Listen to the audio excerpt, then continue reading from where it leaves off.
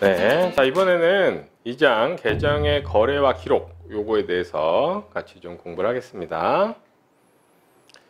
자, 회계에서는 계정이란 말을 많이 쓰죠. 그럼 계정은 뭐냐? 요걸 먼저 좀 저희가 이해를 해야 되는데, 계정은 어떤 거냐면은 계정은 회계의 서랍장이다 이렇게 생각하시면 제일 편해요.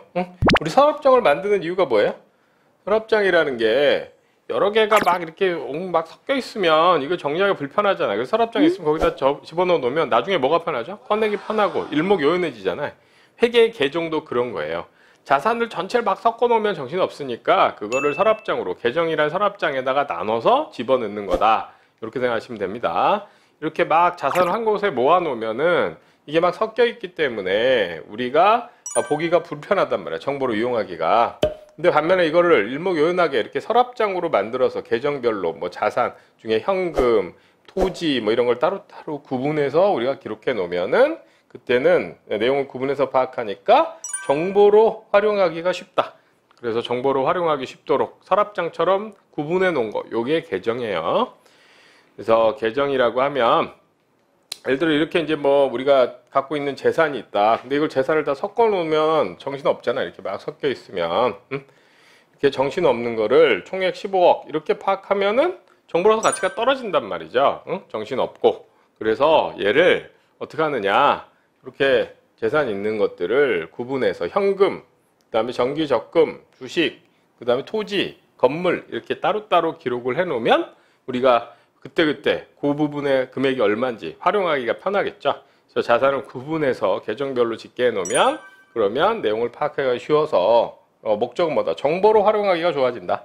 그래서 정보를 활용하기 편하게 하려고 여러 가지 섞여 있는 것들을 구분해서 집계하는 단위, 이게 계정입니다. 그래서 계정이라고 하면 기업의 재산 상태를 구분하는 단위 이렇게 생각하시면 돼요. 그래서 자산, 부채, 자본을 덩어리로 보지 않고 따로따로 좀 더 자세하게 나눠 놓은 거, 나눈 서랍장 같은 거, 요게 계정이다 이렇게 생각하시면 되죠. 그럼 계정은 그리고 일반적으로 기업 업무 특성에 맞게 더 많이 나누기도 하고 합치기도 하고 이렇게 합니다. 근데 보통 이제 간단한 회계 프로그램들은 이미 계정이 정해져 있죠.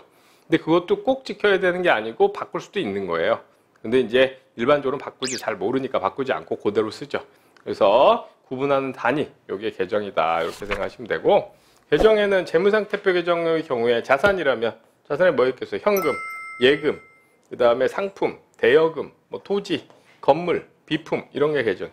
부채, 부채 총액으로 안 하고 갚을 돈, 매입채무, 그다음 미지급금, 차입금 뭐 이렇게 표시하는 거. 아까 자본 나눠봤죠? 출자한 돈, 자본금, 그다음 번 돈, 이익잉여금 뭐 이런 식으로 나누는 거예요. 손익계산서도 수익, 비용 이렇게 둘러 안 하고 수익 안에 매출, 물건 팔아 번 돈, 이자 수익 이러면서 아시겠죠?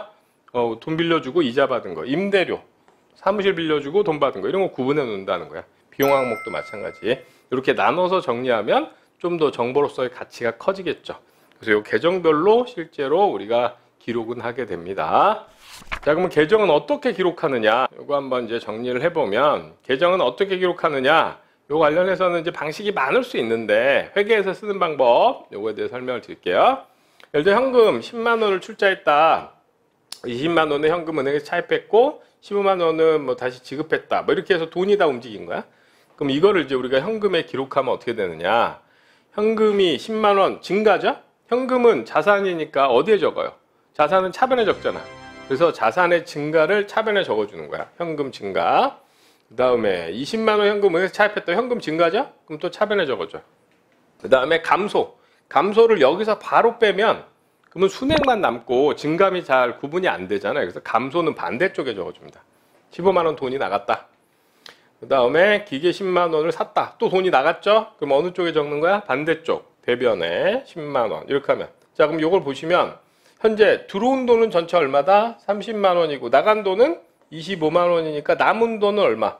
5만 원이 남았다. 그래서 들어온 토탈, 나간 토탈, 남은 돈 토탈이 다 파악이 되는 거죠.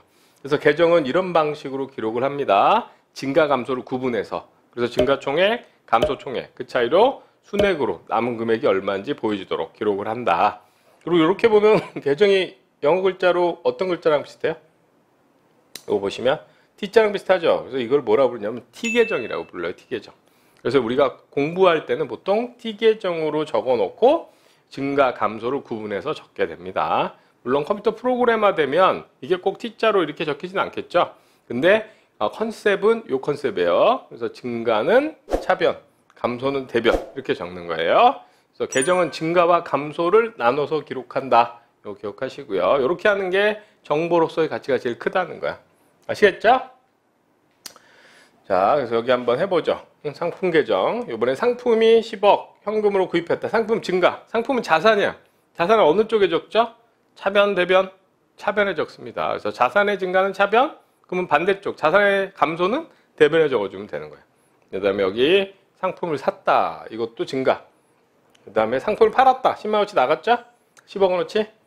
그 다음에 12억원어치 또 팔았죠. 나갔지. 감소. 이 두 개는 감소, 증가. 증가는 차변, 감소는 대변. 자, 같이 한번 해보면. 자, 여기 10억원을 현금으로 구입했다. 상품의 증가입니다. 증가면 차변에 적는 거죠. 그 다음에 또 20억원 상품 샀어. 증가죠. 어디 적어요? 차변에. 그 다음에 또 뭐예요? 10억원의 상품을 팔았어. 상품이 나갔죠. 감소입니다. 감소면 어디? 반대쪽. 감소면 대변에. 상품의 감소. 그 다음에 12억원의 상품을 18억 받고 팔았어요. 상품은 12억이 나갔죠. 그러면 12억이 줄었겠지. 자, 그러면 증가는 토탈 얼마였고? 30억이었고 감소는 12억이었으니까 남은 건 얼마? 8억만 상품으로 남아있다. 요게 다 기록이 되는 거죠. 이렇게 기록하면 증가와 감소, 그 차이 남은 게 얼마인지가 다 파악이 되는 거예요. 자, 그래서 계정 기록하는 거 요거 같이 한번 살펴봤습니다.